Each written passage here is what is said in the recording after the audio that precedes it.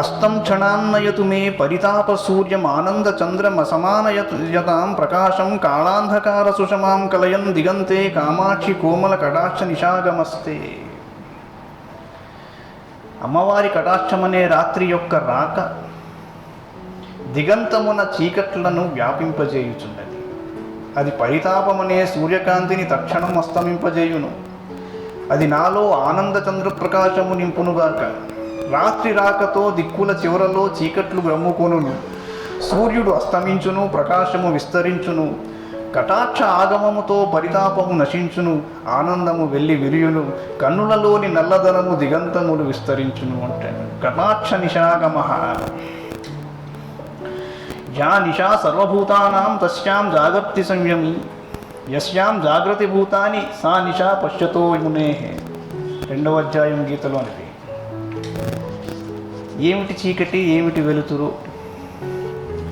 జ్ఞానికి సంసారం అంతా రాత్రిగా కనిపిస్తుంది, అజ్ఞానికి బ్రహ్మం అంతా రాత్రిగా కనిపిస్తుంది. అసుర సంధ్య అని ఎందుకన్నారంటే రాక్షసులు లేచే టైం అది. ఆ టైంలో లేస్తారు. రాత్రంతా వాళ్ళ బలం పెరుగుతుంది. సూర్యోపాసన, సూర్యుడితో దినం ప్రారంభమయ్యే ఈ పద్ధతి అంతా కూడా దేవతలకి మనకి సంబంధించింది. అందుకే అసుర సంధ్యలో కొన్ని పనులు చేయొద్దన్నారు. ఏదైనా మధ్యాహ్నం వరకే ఉపాసన మార్గంలో చెప్పారు. సాయం సంధ్యలో నదీ స్నానం నిషిద్ధం. సాయం కాలం అయిపోయిన తరువాత మీరు విగ్రహ ప్రతిష్టలు చేసి పూజలు అవి చేయకూడదు. ఈ రాత్రి అనేది అంటే ఇప్పుడు కొన్ని పర్వదినాలు, దీపావళి మీకు అమావాస్య రాత్రికి సంబంధించింది కాబట్టి సాయం సంధ్యలో అమ్మవారి పూజ చేస్తారు. 5 రోజులు దీపావళి. యాక్చువల్లీ అమ్మవారి పూజ సాయంత్రం కూడా చేస్తారు. ఉదయం సాయంత్రం కూడా చేసి అప్పుడు దీపాలు పెట్టుకుని మనం టపాకాయలు పేలుస్తాం. శివరాత్రి రాత్రి కాబట్టి ఆ తిథి అక్కడికి చెందాలి. జన్మాష్టమి కూడా శ్రీ వైష్ణవ సంప్రదాయంలో జన్మాష్టమి స్వామివారు అవతరించిన మర్నాడు ఉత్సవంగా కింద చేస్తారు. గోకులాష్టమి అది బాగుంది.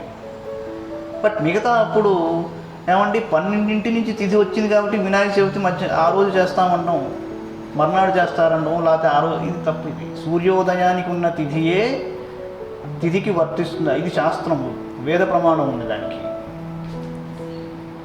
కారణం ఏమిటంటే చంద్రుడి ద్వారా మనం కాల నిర్ణయం చేసుకుంటున్నాం. తిథులు కాల నిర్ణయం అనేది సూర్యోదయం తర్వాత నుంచే వస్తుంది. సూర్యోదయం నుంచే వస్తుంది. సూర్యోదయానికి ఏ తిథి ఉంది అంటే అప్పుడు చంద్రబలం ఏదైతే కలిసి ఉందో సూర్యుడితో అదే యోగం అన్నారు. కాల విభాగం, గ్రహ విభాగం నూతన రాశుల్లో ప్రవేశించినప్పుడు కొత్త యుగం ప్రారంభమవుతున్నది జ్యోతిష్ శాస్త్రం. యుగం అంటేనే యుగడం 2 కలవాలి. దానిని విస్మరించి 11 నుంచి 2 నుంచి చవితి వచ్చేసింది కాబట్టి వినాయక చవితి ఈరోజు చేస్తాను. చాలా తప్పది. చాలామంది పెద్దలు ఇలాంటి నిర్వచనాలు చెప్పారు. They stand corrected. దీనిలో 2 మతం లేదు. కారణం ఏమిటి అంటే అవునండి మరి చవితి చంద్రుడు రాత్రి చూడాలి కదా అని అంటే చంద్రుడు చవితికున్నాడు అంటే వినాయక చవితి రోజు చంద్రుడు కానీ చవితి చంద్రుడు కాదు. చవితి చంద్రుడు అయితే 2 సార్లు వస్తాడు ప్రతి నెల. అదేమిటి? ఏ చంద్రుడిని అయితే శపించారో ఆ చంద్రుడికి ప్రాధాన్యం ఎక్కువైపోయింది. అసలు శపించిన వాడి ఇంటికి వెళ్ళాడు. ఎంత రిడిక్యులస్ సొసైటీలో మనం జీవిస్తున్నామో ఒక్కసారి ఆలోచించండి. వినాయక చవితి వ్రతం ఏ రోజైతే చేసుకున్నామో ఆ రాత్రి ఉన్న చంద్రుడిని చవితి చంద్రుడు, వినాయక చవితి చంద్రుడు అంటారు. That's it. ఇదేంటండి అసలు ఆ రోజు చంద్రుడితో సంబంధం ఏమిటి?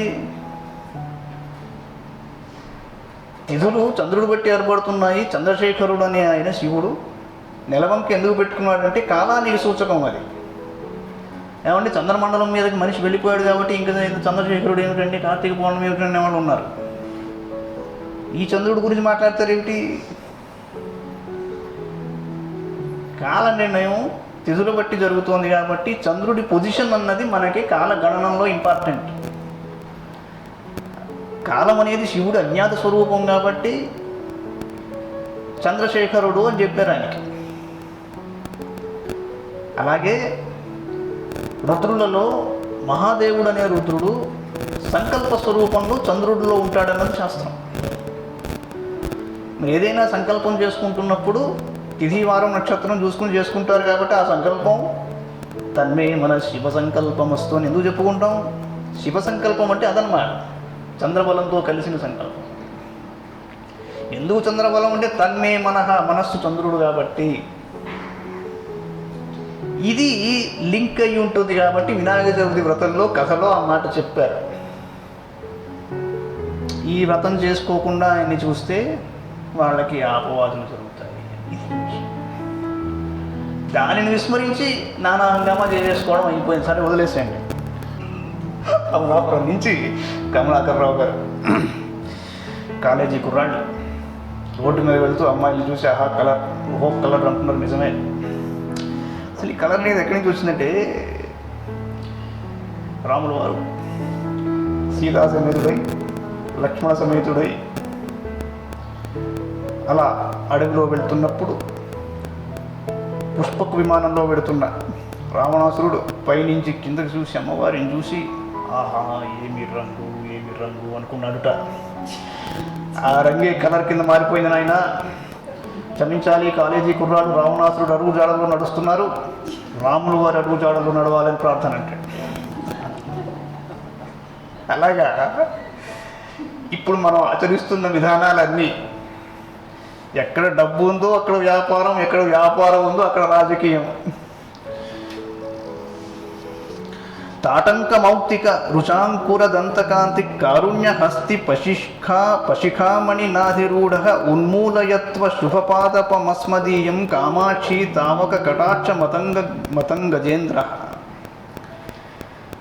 నీ కర్ణభూషణములలోని ముత్యము కాంతులు దంతకాంతులుగా కనిపిస్తున్నాయి. ఏనుగుకు దంతి అను పేరు దంతముల వల్లే కలిగి. నీ కటాక్షమే ఏనుగు, దానిపై కారుణ్యమును మావటివాడు ఎక్కియున్నాడు. ఏనుగులకు వృక్షమును పెకిలించుడు అలవాటైన సులభమైన పని, కారుణ్య హస్తిపారూఢమైన నీ కటాక్ష గజేంద్రము మా యొక్క అమంగళ వృక్షమును సమూలముగా పెకిలించి వేయుగాక. ఇది కవిత్వం. ఛాయాభరేణ జగతాం పరితాపహారీ తాటంకరత్న మణితల్లజ పల్లవశ్రీ కారుణ్యనామ వికీరన్ మకరందజాలం కామాక్షి రాజతి కటాక్ష సురద్రుమస్తే. దట్టమైన నీడచేత లోకముల యొక్క పరితాపమును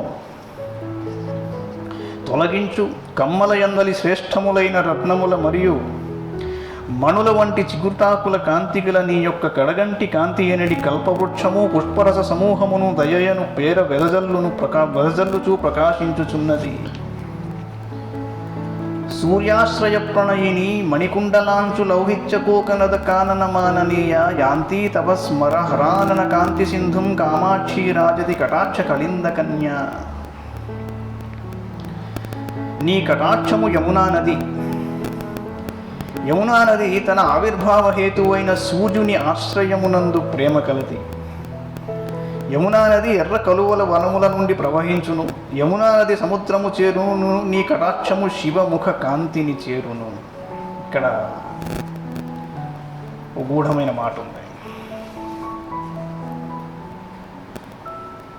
గంగా, యమున, సరస్వతి అంతర్లీనంగా ఉందండి. సరస్వతి సంగమంలో ఉంది అన్నారు.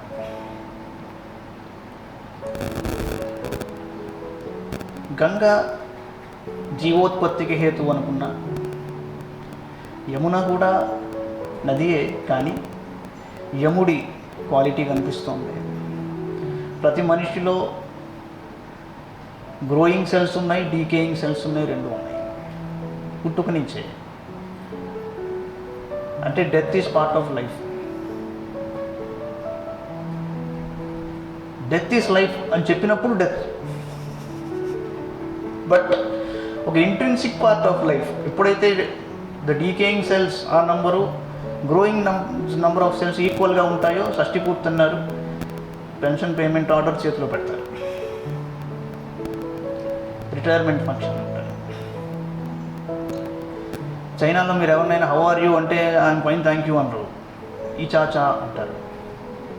ఈ చాచా అంటే నాట్ ఓల్డ్ ఇనఫ్ అని, నువ్వు నన్ను అలా చూడక్కర్లేదు, నాట్ ఓల్డ్ ఇనఫ్ అని ఒక మీనింగ్. ఇంకోటి ఏమిటి అంటే old age is an enjoyable age. నాకు ఇంకా రాలేదు కాలేజ్ ఆఫ్ నేను, అఫ్కోర్స్ మన దగ్గర ఇంకో 10 ఏళ్ళు రిటైర్మెంట్ ఉందని కానీ సార్ నేను రేపు రిటైర్ అవుతున్నాను సార్, నాకు ఈ పని వద్దండి, నేను కొద్దిగా అలా బయటికి వెళ్ళి వేరే పని చూసుకుంటాను, కాలు జాబ్ వేసుకుంటాను. ఈ చాచా not old enough. But when the number of cells which are decaying or dying outgrows the number of cells which are growing, then we are receding, we are going towards that. Ganga నదులు, గంగా యమున సంగమం, భీష్ముడు గంగాపుత్రుడు,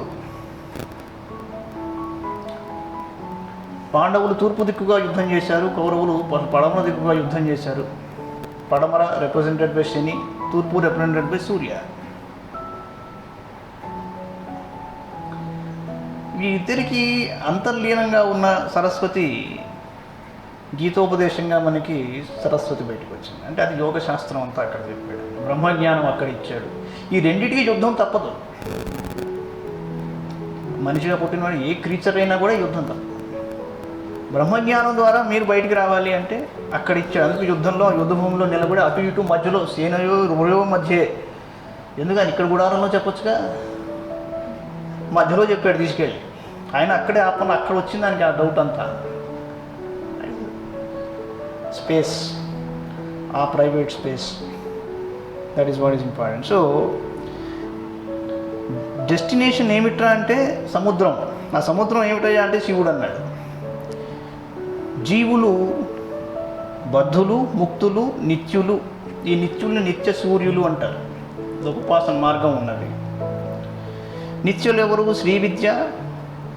శ్రీ విద్యలో కూడా సూర్యోపాసన ఉన్నది. రా అక్షరం లేకుండా ఎక్కడా లేదు. నిత్యులు ఎవరయ్యా అంటే, జాగ్రత్తగా ఆలోచించండి, లిటిల్ బిట్ ఆఫ్ మ్యాథమెటిక్స్. పాడ్యమి నుంచి పౌర్ణమి, పౌర్ణమి తర్వాత పాడ్యం నుంచి లాస్ట్ అమావాస్య. ఈ పాడ్యమి, పౌర్ణమి తర్వాత పాడ్యమి, అమావాస్య తర్వాత పాడ్యమి, రెండు పాడ్యమి అన్నారు. మన సిస్టమ్ చూడండి ఎంత బ్యూటిఫుల్. మీకు 30 తిథులు లేవు, రెపిటేషన్ ఉంది. కారణం ఏంటి? శుక్లపక్షం, కృష్ణపక్షం. అంటే ఈ తిథులు ఏవైతే చంద్రుడి స్వరూపంలో చూపిస్తున్నాయో, ద డిఫరెన్షియల్, మ్యాథమెటిక్స్ స్టూడెంట్స్ మీ నో, డిఫరెన్షియల్ క్యాల్కులస్ ఏదైతే, ద డిఫరెన్షియల్ ఏదైతే ఉందో దానిని నిత్య అంటాడు శ్రీ విద్యోపాసనలో. కాలం యొక్క పేరు నిత్య. ఎందుకు నిత్య అన్నాడు? నిత్యం అంటే ఏమిటి? ప్రతిసారి, they repeat every time. So నిత్య అన్నాడు దాన్ని. ఈ నిత్యలు ఇటు అటు 16 తీసుకుని అమావాస్య పౌర్ణమి కలుపుకుని మొత్తం షోడశి విద్య అనేది దాంట్లో వస్తుంది. వాటిని ఉపాసన చేస్తారు శ్రీ విద్య ఉపాసనలో. వీటికి ఒక్కొక్క గది ఉంటుంది శ్రీచక్రంలో. నిత్యదేవినులు అంటారు వాళ్ళని. వాళ్ళని ఉపాసన చేసుకుంటూ అమ్మవారిని ధ్యానం చేస్తారు అన్నమాట. మధ్యలో ఉన్న ఆ ట్రయాంగిల్లో 3 అక్షరాలు ఉంటాయి అన్నమాట. ఒకడు కాళీ, ఒకడు శివుడు, ఒకడు గౌరి. అంటే అక్కడ మళ్ళీ సూర్యోపాసన వస్తుంది. రా అక్షరం కూడా ఉంటుంది దాంట్లో. ఎందుకు సూర్యోపాసన వస్తుందయ్యా అంటే మళ్ళీ కాలం దగ్గరికి వచ్చాం. వీళ్ళని నిత్య శూరులు అన్నమాట అంటారు. ఈ నిత్యలనే అక్కడ ఉపాసన చేసేవాళ్ళు వేరేగా నిత్య సూర్యులు అంటారు. ఆ మాట తీసుకొచ్చాడు ఇక్కడికి. ఆవిర్భావ హేతు అయిన సూర్యుని ఆశ్రయమునందు ప్రేమ కలది యమునా నది. యమునా నది ఎక్కడి నుంచి వచ్చింది? శని ఎక్కడి నుంచి వచ్చాడు? యముడు ఎక్కడి నుంచి వచ్చాడు? సూర్యుడి నుంచే వచ్చాడు. కానీ సూర్యుడే కదా మరి జగత్కర్త. ఇదేమిటి? యముడిని ఎందుకు పెట్టాలి ఆయన అక్కడ మనకి? ఇచ్చావు, బాగుంది, నువ్వు నీ వల్ల పంటలు వస్తున్నాయి. ఒక బెండకాయ మొలిచింది అంటే అందులో గింజలు ఉన్న ఆ గింజలలో మళ్ళీ బెండకాయలు వస్తున్నాయి, బెండకాయలే వస్తున్నాయి. See every creature, animate or inanimate, దాంట్లో ఈ రిప్రొడక్షన్లో ఎలా ఉంది? దాని స్వరూపాన్ని మళ్ళీ తీసుకొచ్చే స్వరూపాన్ని, ఒక తత్వాన్ని దాంట్లో పెట్టాడు భగవంతుడు. బెండకాయ నుంచి బెండకాయ వస్తుంది. ఆ బెండకాయ నుంచి బెండకాయ వచ్చే గింజని బెండకాయలోనే పెట్టాడు. అసలు ఫస్ట్ బెండకాయ ఎక్కడి నుంచి వచ్చింది? చెప్పమనండి హేతువాదులు అందరినీ ఒకసారి నాకు చెప్పండి. శ్రీపతి శర్మ అంత మూర్ఖుడు నేను చూడలేదండి ఈ మాట అడిగాడు వాడు.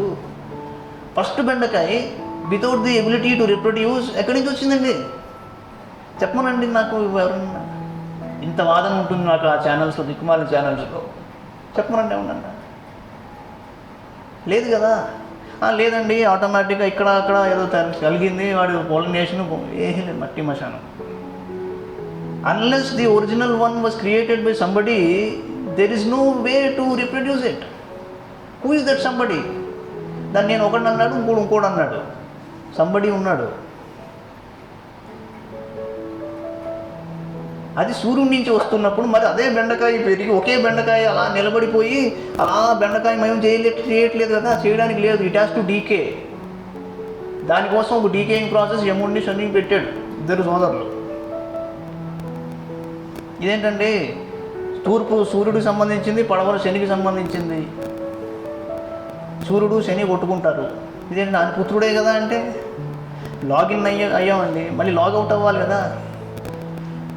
లాగౌట్ అయ్యేటప్పుడు అక్కడ ఏమన్నా ఫైల్ మీరు వదిలేస్తే అది అడుగుతుంది, ఏంటి దీన్ని వదిలేస్తే దానికి ఏం చేసేవాళ్ళు.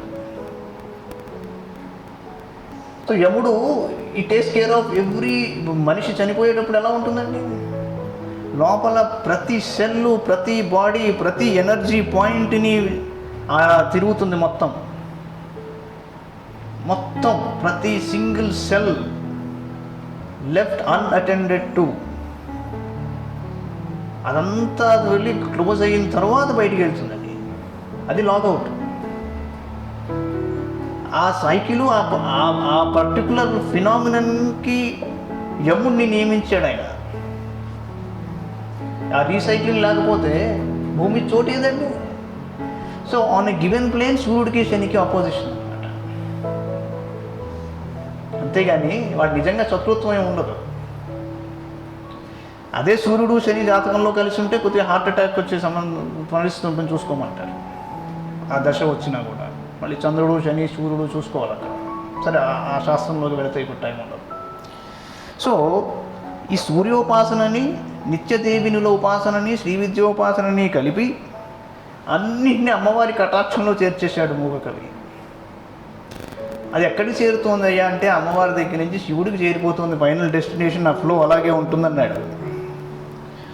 ప్రాప్నోక్తియం సుకృతినం తవ పక్షపాతాత్ కామాక్షి వీక్షణ విలాస కళాపురంధ్రి నిధ్యస్తమేవ కిల ముక్తి వధూర్వృణీతే తస్మాన్ నితాంత మనయోరిదమైకమత్యం. ఓ కామాక్షిదేవి, నీ యొక్క చూపు కదలికలో కళ అనే ఒక సతి పక్షపాతం చూపి ఎవ్వరుని చేరుతుందో అతనినే ముక్తకాంత వెంటనే వరించును. విలాసపుంధ్రికి ముక్తి వధువునకు ఐకమత్యము కనబడుతున్నది. ఎన్ని జన్మల పుణ్యఫలము వలన అమ్మవారి కటాక్షము కలుగుతోందో. కటాక్షము అపుణ్యవంతునిపై పడినదో లేదో తక్షణము అతనికి ముక్తి లభించును. ఇక్కడే అన్కండిషనల్ లవ్. సాధుకర్మ కారయతి అన్నది కౌశీతకి ఉపనిషత్తు చెబుతోంది. ఈ మాట ఎందుకు చెప్తానంటే అంతా లలాట లిఖితం అండి. ఏమండి మీ దగ్గర 2 లక్షలు అప్పు చేశాను, ఇవ్వలేని పరిస్థితిలో ఉన్నాను, అంతా లలాట లిఖితం అండి. రోడ్డు మీద వెళ్తుంటే చూసుకోకుండా నిన్ను కొట్టేశాను, నీ కాలు విరిగి 6 నెలలు లోపల ఉన్నావు, లలాట లిఖితం అండి. నా వల్ల నువ్వు కొట్టబడ్డావు, నేను బాధగా ఉంది కానీ నేను కాలు విరుగు కొట్టుకోలేను కదా. పూర్వజన్మ దుష్కృతం అయిపోయి. ఏమయ్యా కిందటి జన్మలో ఎన్నో దానాలు చేశాను, ఇవాళ నేను ఈ పొజిషన్లో ఉన్నాను. అలాట లిఖితం బ్రహ్మాండం. నేను చేయలేదా పుణ్యకర్మలు? ఏంటండి కర్మ సిద్ధాంతం పట్టుకుని మీరు ఏదైనా చెప్పచ్చు. అసలు విషయం ఏమిట్రా అంటే మీరు భగవంతుడి మీద నమ్మకం లేకపోతే, భగవంతుడి విషయం మీద నమ్మకం కలిగినా కలగకపోయినా, భక్తిభావం లేకపోయినా, దాస్యత్వం లేకపోయినా, భగవంతుడు అనేవాడు ఒకడు ఉన్నాడు అనుకుంటూ పెడితే మీరు దేనిని ఎక్స్ప్లెయిన్ చేయక్కర్లా. ఏ రోజైతే అనవసరంగా ఆయన లేడని మొదలుపెట్టావో చీమ నుంచి దోమ వరకు, ఏనుగు వరకు అన్నింటినీ ఎక్స్ప్లెయిన్ చేయాల్సి కూర్చోవలసింది. అంత జీవితకాలం ఉందా ఎవరికన్నా? ఒక వైరస్ని పట్టుకుని ఏం చేయలేకుండా ఉన్నాం ఈరోజు. ఎందుకు పనికి వస్తామండి? అంచేత అన్కండిషనల్ లవ్ అన్న పాయింట్ ఎక్కడ వస్తుందంటే, అమ్మవారి దగ్గరికి వెళ్ళారు మీరు, నాకు తెలియదండి కిందటి జన్మలో ఏం చేశానో నేను చూశానా, నెక్స్ట్ జన్మ ఎలా ఉంటుందో నేను చూశానా, నాకు తెలుసా, ఈ జన్మలో నాకు తెలిసింది ఒకటే ఏమిట్రా అంటే నువ్వు ఒక్కదానివే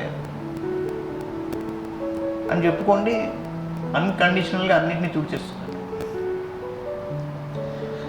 ఈ శాస్త్రం it contradicts a lot of theories. గొప్ప గొప్ప మహానుభావులు కూడా అంత ప్రీ డిజైన్డ్ అని చెప్పి వదిలేశారు. That doesn't make any sense. It may be true, but if that is true, I don't have to study anything. నేను కాల్ జాబుని పడుకుంటానండి, రైలు నడుస్తాయి, వాడు ఇంజిన్ వెళ్ళి స్టార్ట్ చేయడు, ఎంత డిజైన్ ఉందండి ఎక్కడో, వాడు నడిపిస్తాడు, నడుస్తుందా? So that theory is something else. It takes you to a dead end. భక్తి రసభావం ఏదైతే ఉన్నదో, ఎక్కడైతే నీ కర్మబంధాన్ని తూచివేసగలిగే ఒక శక్తి మన ముందర ఉన్నదో, దానిని ఉపాసించగలిగే మార్గం పెద్దలు ఏవైతే చెబుతున్నారో వాటిని అన్వేషించడంలో ఒక చక్కని ఆలోచన ఉంది. దానివైపు ఈయన తీసుకెళ్తున్నారు. ఏమిట్రా అంటే అమ్మవారిని సత్కార్యాచరణానుకూల హృదయం సత్పుణ్య చారిత్రకం అన్నాడు. ఆ హృదయం అసాధారణమైన కరుణ వలన కలుగుతుంది. Back to Bhagwan Saibaba. Unconditional love. మొన్న ఒక ఇంటర్వ్యూలో చూస్తున్నాను నేను, చాలా గొప్ప వ్యక్తి, సైంటిస్టు, ఆయన అడిగారు, అంటే బాబా గారు డివోటీ మీరు, అన్నీ వదిలేసేయండి, మీకు బాబా ఎలా కనిపించారు, బాబా గారు అంటే మీరు ఏమనుకుంటున్నారు చెప్పమన్నాడు ఆయన. మంచి క్వశ్చన్ అడిగాడు. ఆయన అన్నాడు, is just the embodiment of pure love, that's all అన్నాడు. ఎటువంటి ప్రేమ అంటే ఆయన చూపు పడుతూనే ఉంటుంది, ఆ ప్రేమ అలా ప్రసారం అవుతూనే ఉంటుంది. తల్లి ప్రేమ. తల్లి ఎవరిని ద్వేషంతో చూడదు. ఎంత దుర్మార్గుడైన పిల్లవాడు వాడిని పాపం కరుణతోనే చూస్తుంది. అటువంటి అన్కండిషనల్ లవ్లో ఇవన్నీ కొట్టుకుపోతాయి. దానిని తీసుకురండి రా, లవ్ ఆల్ సర్వాల్ అన్నాడు ఆయన. యూ హ్యావ్ అన్కండిషనల్ లవ్, మీకు అర్థమవుతుంది వాట్ యు ఆర్ అన్నది. మీరు కండిషన్స్తో ఎన్నైనా చేసుకోండి. నాకు 100 రూపాయలు వస్తే ఖచ్చితంగా 10 రూపాయలు దానం చేస్తాను. ఎవడు ఇవ్వాలంటే మీకు 100 రూపాయలు? నువ్వెవడికి ఇవ్వాలి 10 రూపాయలు? ఎవడికి కావాలి 10? ఎప్పుడు కావాలి? నువ్వు ఎప్పుడు ఇస్తావు? అలా చిన్నప్పుడు ఫుట్బాల్ అడిగితే కొని ఇవ్వలేదు, ఇప్పుడు కాళ్ళు ఆడట్లేదు, మంచంలో ఉన్నారు, 4 ఫుట్బాల్స్ తీసుకొచ్చి ప్రెజెంట్ చేస్తే నేను నెత్తిని కొట్టుకోగా. అన్కండిషనల్ లవ్ అన్నది ఎవడు వర్ధమాన సౌజన్యుడో, జంధ్యాల బాబా శాస్త్రి గారు అంటారు, ఖయాం రూబాయిని ట్రాన్స్లేట్ చేస్తూ, ధన్యుడతండే సత్య సముదంచిత నిత్య కళాప్రపూర్ణుడతండే వాస్తవ వదాన్యుడతండే ఎవ్వడు అనన్య సామాన్య ధనాభిమాన ధనమాన్యుడు ఎవ్వడు వర్ధమాన సౌజన్యుడో ఎవ్వడార్థ జన విధాన పదాగ్రగణ్యుడు. దానం తపో ఉపనిషత్తు చెబుతాం. ఇవి లేకుండా ఏది? రతం తపో, రతం తప, సత్యం తప, శృతం తప, శాంతం తపో, దమస్తప, శమస్తపో, దానం తపో, యజ్ఞం తపో, భూర్భువస్వర్బ్రహ్మై తదుపాస్యతే తత్తపః. ఇందులో ఏది లేకపోయినా తపస్సు కాదు. అదన్నమాట. అందుకని అటువంటి పక్షపాతం లేని అసాధారణమైన కరుణ అమ్మవారి కటాక్షం అని చెప్తున్నాడు. యాంతి సదైవ మరుత మనుకూల భావం భ్రూవల్లి శక్రధనురుల్లసితార సాత్రా కామాక్షి కౌతుక తరంగిత నీలకంఠ కాదంబినీవ తవ భాతి కటాక్షమాల. నీ యొక్క కడగంటి చూపులు ఎల్లప్పుడూ దేవతలకు అనుకూల్యము పొందుచున్నదై, కనుబొమ్మలనడి ఇంద్రధనువుచే ప్రకాశించినదై, జలముచే తడిసినదై, నీ కడగంటి చూపు శివునికి కుతూహలము కలిగించినదై, మేఘము వలె ప్రకాశించుచున్నది అంటాడు. సర్వం శ్రీ పార్వతీ పరమేశ్వరార్పణమస్తు. ఓ కుర్రాడు